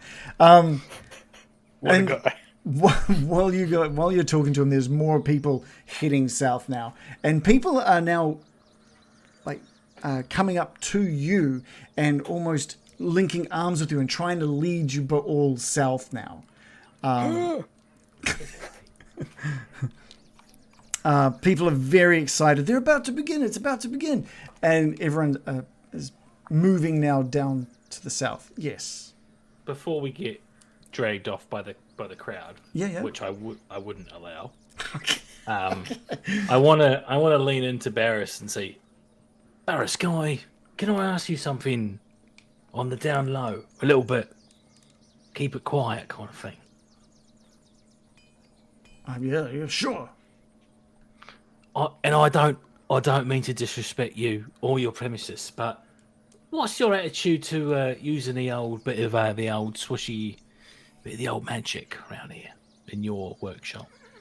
Is that something you'd ever do or see, or how would you feel about magic in general? Magic is a rather delicate subject here in Kalderra, Lovejoy. I'm not from here originally. No one is apparently. There are some who are born within the Calderan walls. Not that there are walls, it's more of a incline. Valley of sorts. I've only been here for maybe 10 years. Just like your tools. Bought them new. More deep. Who's this Johnny come lately? He can't tell us anything. So I'm a little more used to using magic than some of the people here. Are you a caster yourself, Barris? I'm not, but I'm not against people using them in helpful ways. Right. Okay. Have you got anything out the back that's a bit broken that you need? That you need fixing? What can you do with these tools? I mean, these tools are pretty at it. Well, I mean, whilst it would be completely against my own interests to restore them to as new, I'm going to look for. I see a pair of pliers that they're just kind of loose. They're not as they should be. And there's a crack right through that pivot point at the middle of the pliers. Yeah. And I just put my hand over it and I say, when I lift my hand up, Barris, these pliers, they are going to be good as new. All right. And I lift my hand up after casting mending on these pliers. Okay. I'm gonna roll a d20 here. Oh yeah. Okay. Yeah, you lift your hand up, and they are not as new because you can't rewind time on a lot of the wear and tear, but that crack across it is now completely repaired. And he picks it up and he's opening and closing the pliers like. Okay. Oh, this is fantastic. Oh, I guess I just saved myself a few silver. Thank you. I'll do the rest of them if you like. That might be something we can talk about when there's fewer people around, if that's okay, Lovejoy. Absolutely, my friends. You won't find any judgment here. I don't mean to disrespect anyone, but I do want to make you aware that my services can be bought and paid for. The first one's free. Right. Yeah, okay. If anyone understands the value of creation and of tools and weaponry and armory, and I get it. And just like you, I'll be expecting payment for my work as well. That's great. That's we're all Well, I'm not buying all in anything off you, agreement. so I mean, if I was, I would obviously pay for it. But yeah, we agree. All right. So yeah, there's now more and more people who are very keen to move you along, and they obviously are seeing that. What's Biko? Is Biko sort of getting excited with the people approaching? Biko would totally vibe with the crowd, like just link his arms and dance a little bit. All right. If someone hops next to him, he'll jump a little bit higher. Gildan, you see Biko being basically guided south past the church and away from you, looking incredibly happy. The two people that are walking with him are also very happy. They're singing and dancing as they head south. Wait for me. Celebration! Hold on, wait for me. I lumber behind, holding my back, trying to. Yeah, there's a couple of people who are walking with you as well. They haven't really said much to you yet, but they are like looking at your armor and they're looking at the weaponry. You got their little candle on your head, and they're kind of whispering to themselves, and they seem quite enamored with you and how you look. And then Lovejoy at the back, just swatting people away from him, I think. Is that right? Just like not wanting to be dragged. Yeah, trying to subtly, but not too subtly, make sure he's under his own steam and not being touched. Right. And that's it. They get the message straight away, but they still walk with you. As a group, there's maybe 12 people walking with you three now, and you can see as the road loops around from the south and off to the east, you can see a small well in a little clearing and some market stalls that have been set up as well. And what you can see is that there are ribbons and people everywhere. There are tables that are just packed with food. Wilfred has a little drinks stall there that he's got a couple of big barrels of booze there that he's pouring and giving to people. And it definitely looks like celebrations are slowly sort of starting to kick off. Did I see a hand go up? I wasn't sure if I saw it. Oh, there was No, I'm just saying no booze for me. Right. So by the time you get there, there's a lot more people. It feels like this whole area of Kalderra is now full of people. There's even some people on some instruments playing music. People are doing dances around the well. And Gildan, you've noticed there's like a little table that's been seemingly set up in your honor. It just has like this handwritten sign that says Gildan's Gambling Table.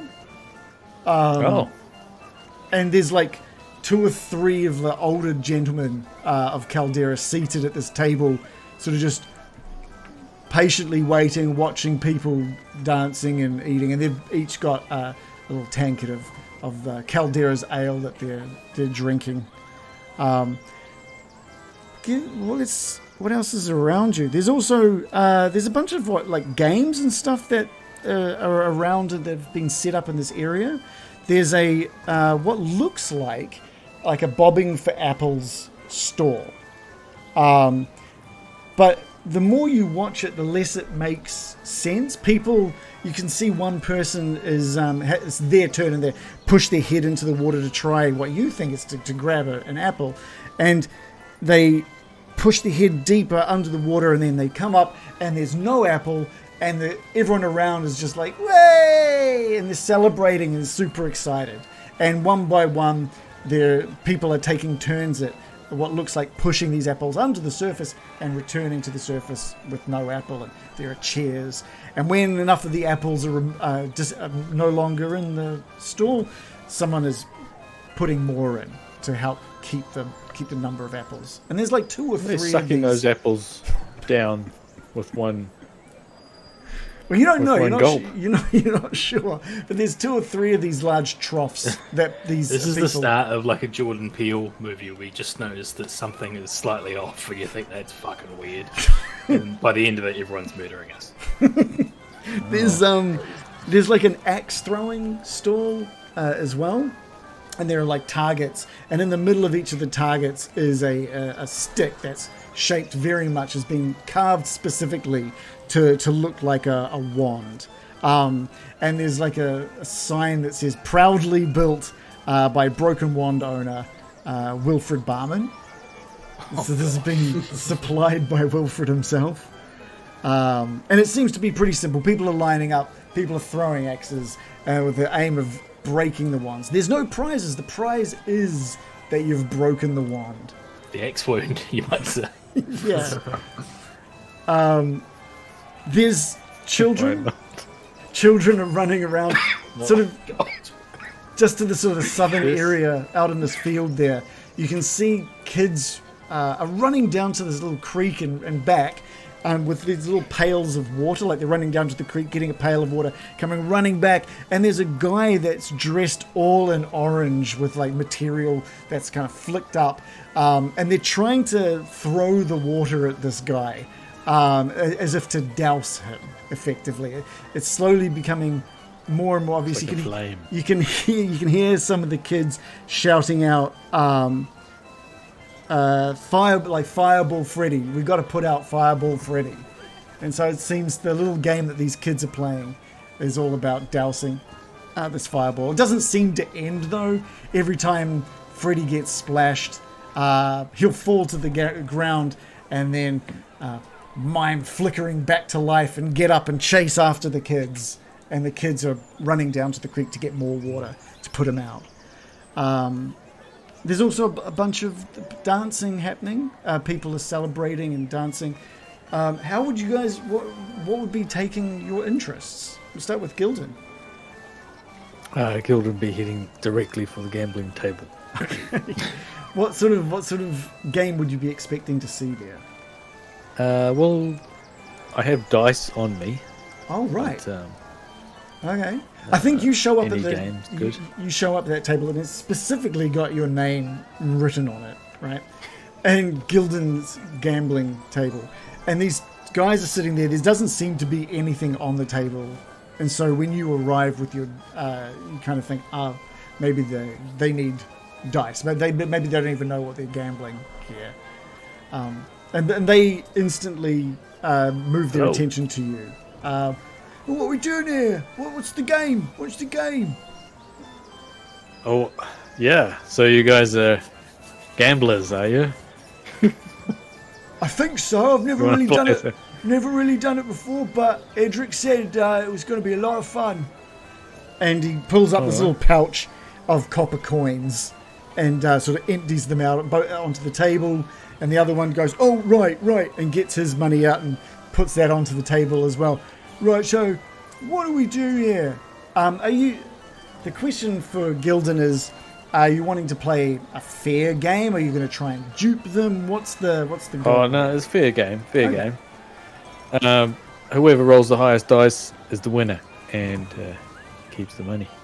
Okay, all right. What sort of dice is it? Just like a D6? D6. Yeah. Okay. Yeah. And is it just the one D6 that you place? Like you put that one dice in the middle of the table? Yeah, we each get one. Oh, okay. Okay, cool. So it's 1-on-1. Yeah. But so how much money are you going to bet? Oh. I would just recommend all of it. Oh, but then I might only get one game. But it'll be a good one. Can you give me a charisma roll? Oh, okay.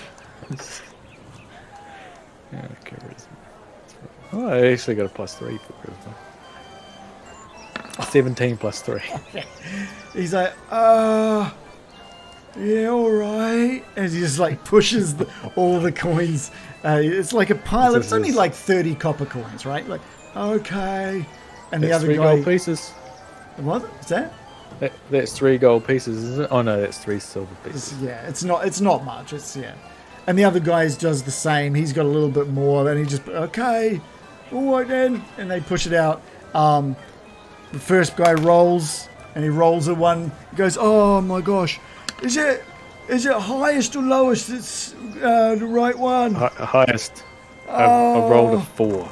And the second player rolls. What'd you get? Both of them roll a 1, but that's what I've rolled, and they're both going, oh, best 2 out of 3.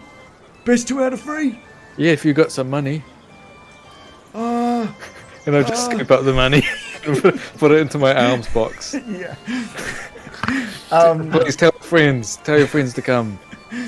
And you spend a lot of time here as more and more people come and go and play this amazing thing that they've never played before. The rules are very simple, but they're loving it.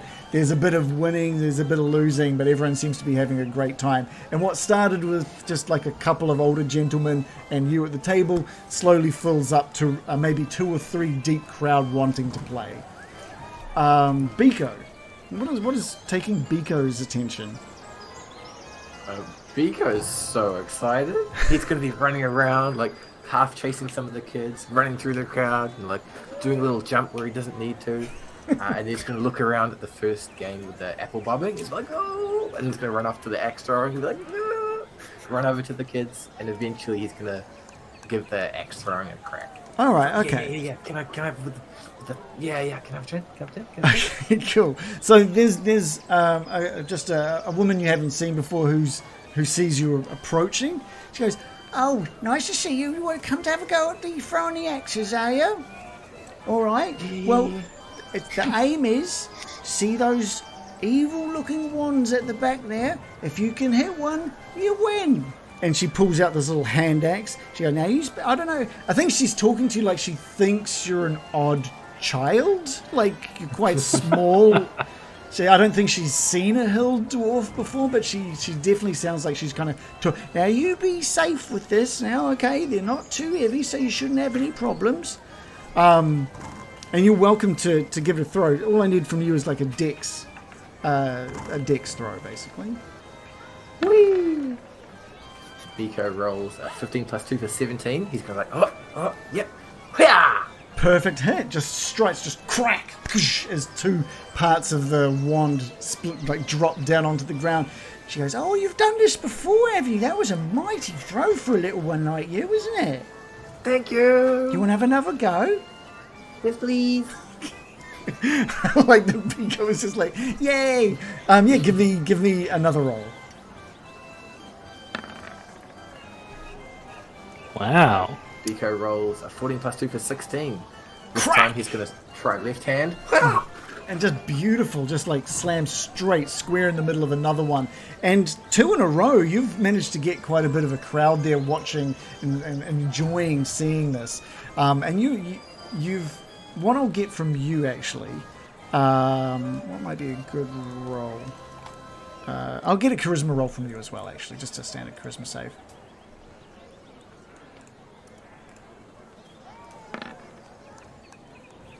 Biko rolls a 6 plus nothing for 6. Okay, it starts off everyone being quite excited to see how good you are at throwing this. You just take turn after turn, cracking these different wands, right? And they keep replacing them with new ones, and they start replacing them just with sticks because they're running out of the specific carved ones. And there are other people who are throwing who are now sort of stopping and watching your technique, and you offer to like help them with their techniques. And what starts as everyone being excited is you can't really articulate like how you do it, and people are just like throwing them wildly and no one's really improving, and slowly people are just not really listening to what you're telling them. They're just going back to their own techniques. But that's kind of how you spend a lot Towards the guy dressed as a fire. Yeah. Just flinging off the side. Yeah. What about Lovejoy? I think Lovejoy would have rocked up, and the first thing he would have been interested in was Gildan's gambling. But seeing the crowd and Gildan gather there, he would have been like, "Oh, okay, no bother, I'll leave him to it." And then the second thing he would have been interested in was the axe throwing, and then seeing Biko and his crowd there, oh, that's okay, I guess I'll. And then he turns and he just sees the apple bobbing guy, and just catches his eye, and he wanders over to the apple bobbing. It's like, What's going on here then? And like it's mainly kids playing this that you've sort of walked over, and he goes, "Oh, you know, it's like feeding Aristal, right? Apples are magic. Yeah, you're a little bit old to be playing this when you just got to push the apples down to the creature, and the creature eats it. It's like it is like the substitute for Aristal magic is the apples." Feeding them to the crew. You can give it a go if you like. I don't. I don't need to be giving it a go. I was, you know, like when adults like, no, I won't tell that story. Like, I don't know, like we're both probably unenthusiastic about it, and I'm like, Yeah. no, I don't need to be. That's Molly's voice. Sorry. Don't need to be giving it a go. I'll just watch. Right. He It noticed, feels like a nonce. He's, watching these children. he's kind of just like he doesn't look like he's enjoying himself that much either, and he's just there to like make sure the kids. He's doing it. He's just making sure the kids aren't drowning. He's just like supervising, and he's just all right. Yeah, just push it down a little bit lower. All right, you've got it. And he notices you're Nice like, weather here today. yeah, it's always quite nice. That's a quite nice pocket watch you got there. Tell me about that? Is there a story behind Well, that? There is a story behind this. I got this from a 7th generation clockmaker. I did. No, Do you have any idea how much this is worth? This is worth an absolute packet. This pocket watch. Well, what do you think about this one? And he pulls out his own little pocket watch. I only noticed your pocket watch because I am quite taken by pocket watches myself. And he pulls out this. He goes, honestly, I don't know much about it. I've had it. It's been in the family for a few generations, but I don't really know much about it. And it's got this like shield and sword emblem on the front of it, and he pops it open, and it's still in working condition. It's a bit dirty in there, but he's like, I don't know. What do you think about that? That's a nice piece. That is. Can I have a wee look at that? Yeah. And you see that emblem there? Yeah. That means it's an original Derek. Derek? Yeah. Okay. Have you heard of them? No. You heard of them? No, are they? No? Well, they're ancient clockmakers. They are. They're some of the finest in the business. They are. Wow. Does that mean it's better than yours? No, absolutely not. It does not. Does not mean that. But I tell you what, it's knocking on the door. Ooh. How much would you ever let this go? Well, you said it's been in the family. It's been in the family. It has been in the family for. I'm not overly keen. Why would you? You think it's worth something? I think it might be. Yeah. How much? How much? Well, it's hard to say. It's quite dirty. Have you kept good care of it? Does it look like, have you had it serviced? Oh, there's no one here in Kalderra that could service it. No service. I'm honestly a little surprised it's still going. So am I now looking at it. I think, I'd say anywhere between sort of 3 and 20 gold pieces. Are you 320 gold pieces? No. 3 gold pieces and 20 gold pieces. That's the range. Hey, can you just look after the stall for a bit? I've got another couple of pieces back at my house. It's just a couple of minutes away. I'll be back, and you can just look after the kids. Oh, I wouldn't really. No, you'll be great. Just make sure none of them drown. There's no liability here. If one of the kids drown. Before you can say anything, he disappears. Can I get a charisma saving throw from you as well? And now you can choose if you want whether or not that's at disadvantage if you don't really care about the kids. All the children. I don't want anyone to drown. No, that's about how charismatic you are with them. Disadvantage. There we go. We're half epics already. Oh, pretty good. Okay. Yeah, I'll go 16 plus 5, so it's 21. So even at disadvantage, a roll of 21. They no matter how disinterested you seem to be, the kids absolutely love what you're wearing. They love how you look. They're so excited that they haven't seen you before. They keep going, Mister, what? Tell me something about. Down the bottom there. Aristal. How do I play? The apple. That's it. Get the apple down. Am I supposed to eat an apple? What's going on? Yeah, do that. So you spend more time than you thought you would looking after these kids. They're loving it. It's up to Lovejoy whether or not he is. And soon enough, the original stall supervisor comes over, and he's just got little trinkets. Just his arms are full of trinkets, and there's just a big smile on his face as he approaches you with the idea of continuing this conversation. And this is how a lot of the day goes for all of you. And before too long, the sun is starting to set. And there are a few people start moving out of some of the different homes that's on the outside of the market area. And they seem to be dressed as different magical spells. And they are moving out from different homes and congregating in the market. And people all cheer and start forming around them. And the music sort of steps up a bit more, gets a bit more rhythm to it as the ones dressed as fire spells and lightning spells and frost spells, they all start heading towards the church in a line, and everyone around them is following in behind.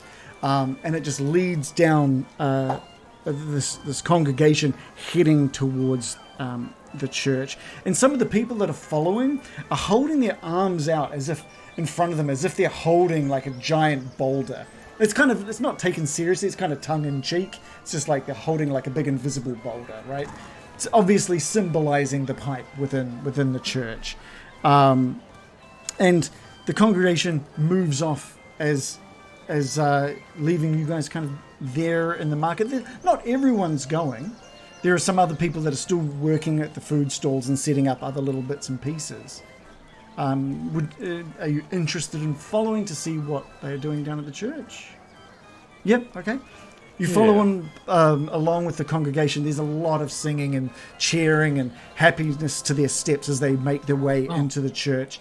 And one by one, each of the members of that congregation move towards the void, and they just place their hands over the pipe and into the void before breaking away from that line. And each person steps up. Some of them are saying something under there, sort of just quietly to themselves, placing their hands into the void and then breaking away and letting the person behind them go. And it just seems everybody seems to know what they're doing. Is that something you guys are going to join in on, or are you just wanting to just watch take place? I want to find someone and ask if I should throw another ray of frost into the pipe if people would like that. Who is just a random person? Oh, actually, I'll deliberately seek out one of the people dressed as a frost Oh, spell. okay. I'll be like, oi, you there? Excuse me. Do you reckon I should throw? Because I could actually do one of these spells. I was in here last night doing them. I was chucking them all in the pipe, and they were loving it. Do you reckon I should? Should I throw a ray of frost? A few people have sort of heard you say that, and they're looking about a little excited.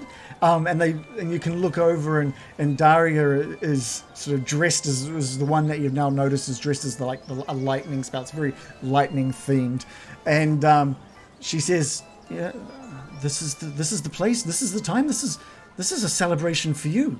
If you need this to accept and understand Aristal, then please cast away."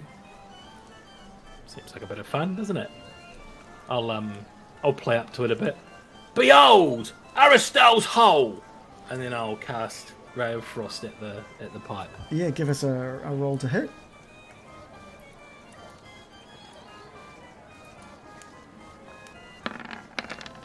Oh dear.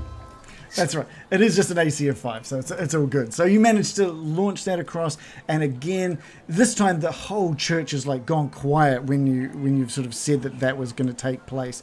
Everyone's sort of holding their breath and clasping their hands in front of them and watching intently as you cast Ray of Frost across the room. And it soars across the room, enters that void, and it just disappears. And at that point, the church just erupts with cheering and praises for Aristal and how exciting it is to have you lot here in Kalderra. And then from outside, there's just this explosion, bang, and then boom, and outside now there are just fireworks being let off up into the sky to celebrate you and everything that is Aristal. The fact that Kalderra now has 3 new permanent residents. Wow, presumptuous. And the campaign ends. And that's where we'll stop for tonight. Permanent? Yeah, I mean that's up to us, surely. This is like a Jordan Peele. So good. Cool. I was going to end on something else, but it's a good starting point for next week, actually. So that's good. Yeah. Cool. Okay. That was the Kalderran celebrations. The fireworks. What was that? Sorry. The fireworks magic, or were they just standard gunpowder? Just standard fireworks. Yeah. Okay. Yeah. The good ones though, like from the 80s, not like the bullshit we've got. yeah. Like the dangerous stuff. Yeah. Did anyone have the little firework with a little plastic army man in a parachute? Yes. Yeah. Those Yes, are awesome. How sick was that? Yeah. It's the greatest thing ever. yeah. And Also, those things that would just spin around on Catherine wheel. the buzzy bees. you wouldn't stick them on anything. It was like had a plastic. It was like a spinning wheel, but it had multiple things that would just go. It would go so fast that it would lift off.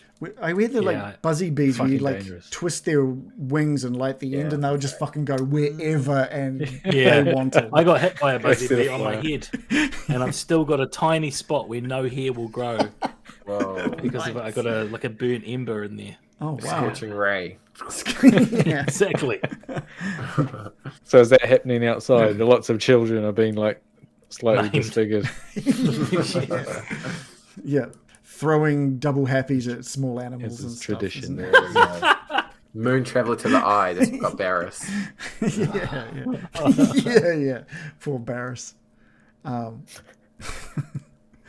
Cool. Thanks for playing, guys. I think I'm gonna have to do quite a bit of prep for next session. To the point where if we're not playing next week, it's because I need to just make sure I've prepped as much as possible. So, yeah. I'll try and get it all done, but there's a lot to get done. Adam, do you have to scooch? I know that 10 is. I don't know if 10 is your cutoff A tonight. little bit free. Let's call it 10:05 tonight, boys. Shall we?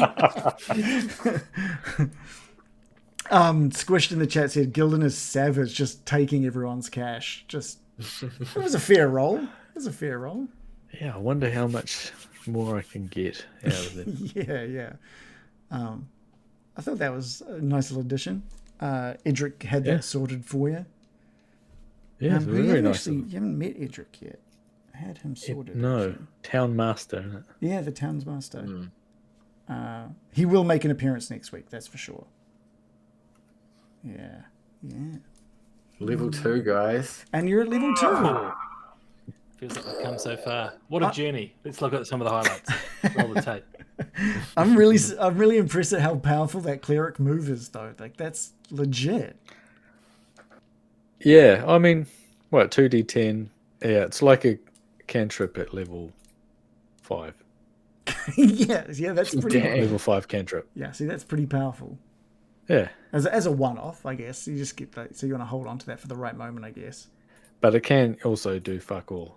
Like, Like depending if on they your rolls. Yeah. It was a pretty high DC though, wasn't it? It wasn't like 17. But Oh I no, have to 13. roll the Okay, damage. that's not too bad. DC 13. For some reason, I thought it was DC 17. That would have sucked. DC 13. It's almost like a 50-50. The damage. But range the is quite damage, big you too, know, right? like it could be crap. Yeah. Yeah, that's true. Yeah. And also, there was something like it hurt. Did radiant damage on? Was it the undead or is it just everyone? This everyone. Yeah. But there's turn undead. Okay. Sorry, I was getting those confused. And that just makes them turn around and run away or something, right? Run around. I think so. If you're at higher levels, they explode. Well, Right, okay. in old D&D they exploded, but I don't know about this one. I've forgotten. I did read it, but I've forgotten. Okay. I will just also thank Evsika, Sadie, and Ann Pop for following us tonight. Thank you so much for that. Hope that was as enjoyable for you as it was for me, because it was a good session. It was good. It was awesome. I liked setting that like scene for the celebration. I didn't. Yeah, it was expect great. I was caught a little off guard by the blacksmith, but I had some stuff prepared, so hopefully that was. I like Barris. Pro, Oh dude. yeah. Pro. Okay. Cool. Yeah, Barris is a good guy. We'll have to let you come up with like the name of your new pal who wanted all of his stuff appraised. Crick. Okay. Crick. I'll just make a quick character handout called Crick. He's going to come back with all of his family heirlooms. Is he? Yeah. This I'll is see like if I could get a a job lot on it. roadshow, like Antiques Roadshow out. Yeah. They set up the fair outside the church or whatever. Yeah. Well, it's quite an interesting story, actually. I'm going to say about each of his pieces. And they always say, "Oh, I'd never sell it, though. I'd never sell it." Yes, they fucking will. It's going straight on eBay or Christie's when they get home. Cool. All right. Well, I'm going to call it a night. I'm going to go get some ice cream. Get your pie. And some Yeah. crumble. For Hoya, crumble. Hey. Oh. By the way, Dude. I did hear that Feihoa is the actual way you're meant to pronounce it, which is... That's the way you say it when you want to take the piss of No, that's Fijoa. the actual pronunciation, supposedly. No, it isn't. But It is. I saw it. It's a South American. oh, I word. saw it on scribbled on a toilet wall and shit. Yeah. Taking it for gospel. I knew an old Japanese lady that they don't have Fijoas over there, right? And she's like, "What's this?" And she can't speak English, but You can speak I said Japanese. not really. It was like communicating like Okay. fucking Just like point to the 3-year-olds. Yeah. But say Fijoa, but she could never remember Fijoa, and she always called them Fizzlies. Well, that's just Which- clearly wrong. A Fizzly, yeah, I know, crack me up, but it's a way better name than Fijoa. I call them Fizzlies now. Ah. Okay. As long as you know no so- one's going to know what you're talking about. I think that's the main thing. Well, hopefully it's starting to spread. So named after Portuguese botanist and then his Portuguese name that I can't pronounce. Fijoa. Yeah. Fizzly. Yeah. Yeah. João de Silva Fajoa is how you say that. All right. Thanks everyone for But no, watching. just before we go, I do have to clear this out. All jokes aside, I follow football. There's a lot of Portuguese footballers, and you do the J is a J sound Is it? often. Okay. Often, not I'm exclusive. I'm no linguist, but I mean, if it's in soccer, then I'm sure. João Felix. The list goes on. Okay, great. Although Fijoa, it's Fijoa. I hired a guy at Zero, and his last name was that, and it was pronounced. He was Brazilian, though. It was Fijoa. He's totally different. His last name was Ferro. There we go. Ferro. Like the one I just put in the chat. Feho. Yeah, but I mean, So, the Fijoa was named after this, so named after it, not. It's his fucking name. You see what I'm I'm saying? just saying it's a Portuguese. So thing. you'd pronounce Rio de Janeiro as Rio de Janeiro. I wouldn't. But I also Because don't. you're not a fucking But I also idiot, call. so you'd say Fijoa as well. Yeah, I do. I definitely say Fijoa. Well, I say Fijoa. Well, how do they You say it over there? You say Fijoa. They I say say- Fijoa. Hanero? I give it the old fee. Oh, you say Fijoa. No, that's what Adam says. Are you arguing that they should be called Fijoas and I say Fijoas and I say Fijoa, Correct. or are you saying that it should be called Fehoa? I don't think it should be called. I'm just saying it is a Fehoa, but I would never call it that. Isn't? No, because it's not what it is. So Do you say Fijoa? no, I don't. Adam does. but- No, I don't. You just said Fijoa before.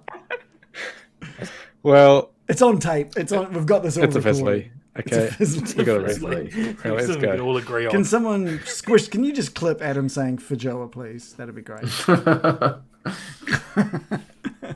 Maybe you can make that the in boss's name of the campaign.